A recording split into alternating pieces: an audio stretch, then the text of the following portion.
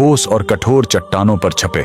ये साक्षात भगवान श्री कृष्ण के रथ के पहियों के निशान हैं, जो आज भी बिहार के राजगीर में चीख चीख कर महाभारत की गवाही दे रहे हैं। लेकिन सोचने वाली बात यह है कि आखिर भगवान को ऐसी क्या जल्दी थी कि उनके रथ की भयंकर रफ्तार से पत्थर भी मोम की तरह पिघल गए। दरअसल इसका कारण था एक ऐसा खूंखार राजा जो रावण से भी ज्यादा खतरनाक और भगवान शिव का परम भक्त था, जरासंध। उसने दुनिया भर के 95 से ज्यादा राजाओं को हराकर अपनी जेल में बंदी बना रखा था। उसकी एक खौफनाक प्रतिज्ञा थी। वो पूरे 100 राजाओं को पकड़कर एक ही रात में उन 100 राजाओं की बलि भगवान महाकाल के चरणों में चढ़ाने वाला था। इन्हीं निर्दोष राजाओं की बलि रोकने के लिए भगवान श्री कृष्ण भीम और अर्जुन के साथ इतनी भयंकर स्पीड में राजगीर पहुंचे थे कि उनके रथ के पहियों की रगड़ से इन पहाड़ों पर जो गहरे निशान बने वो आज तक नहीं मिटे। राजगीर पहुंचकर श्री कृष्ण ने सीधा जरासंध को कुश्ती के लिए चुनौती दे दी। जरासंध ने भीम के साथ लड़ना चुना, लेकिन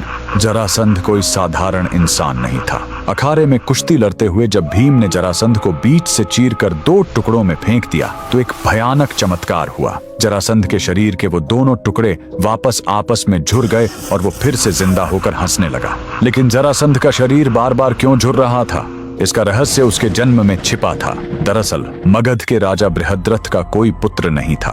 संतान प्राप्ति के लिए उन्होंने तपस्या की तो एक महर्षि चंडकौशिक ने उन्हें आशीर्वाद के रूप में एक चमत्कारी फल दिया। राजा ने वो एक फल अपनी दोनों रानियों को आधा आधा बांट कर खिला दिया। नतीजा यह हुआ कि दोनों रानियों के गर्भ से शरीर के आधे आधे निर्जीव टुकड़े पैदा हुए। घबराकर राजा ने उन खौफनाक मांस के पिंडों को बाहर जंगल में फेंकवा दिया। वहां जरा नाम की एक राक्षसी ने जैसे ही उन दोनों टुकड़ों को एक साथ रखा, वो आपस में जुड़ गए और एक जीवित बालक बन गया। जरा नाम की राक्षसी द्वारा जोरे जाने के कारण ही उसका नाम जरासंध पड़ा। इसी रहस्य के कारण अखाड़े में भीम उसे जब भी फाड़ते वो वापस जुड़ जाता। 13 दिनों तक यही खौफनाक कुश्ती चलती रही। तब 14वें दिन श्री कृष्ण ने अपना मास्टरमाइंड खेल खेला। उन्होंने एक घास के तिनके को उठाया, उसे बीच से फाड़ा और दोनों टुकड़ों को उल्टी दिशा में फेंक दिया। भीम तुरंत भगवान का इशारा समझ गए। उन्होंने जरासंध को फिर से बीच से फाड़ा, लेकिन इस बार दाएं हिस्से को बाईं तरफ और बाएं हिस्से को दाईं तरफ फेंक दिया। उल्टी दिशा में होने के कारण वो टुकड़े कभी दोबारा नहीं जुड़ पाए और शिव के उस खूंखार भक्त का हमेशा के लिए अंत हो गया। आज भी राजगीर के वो रथ के निशान साबित करते हैं कि नारायण की लीला के आगे कोई नहीं टिक सकता। अगर आप भी श्री कृष्ण के भक्त हैं तो कमेंट में पूरे जोश के साथ लिखें, जय श्री कृष्णा।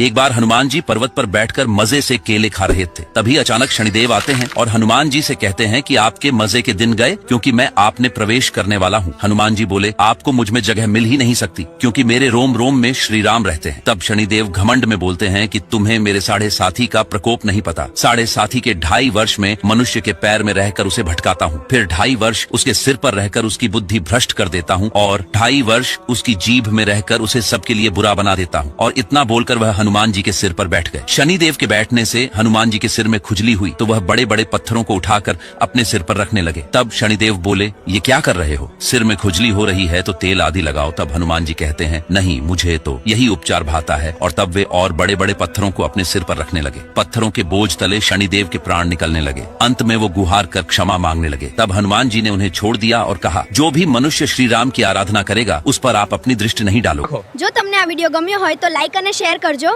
સબસ્ક્રાઇબ કરવાનું ભૂલતા નહીં। એમની બંનેની વાત માની લો અને કરી નાખો।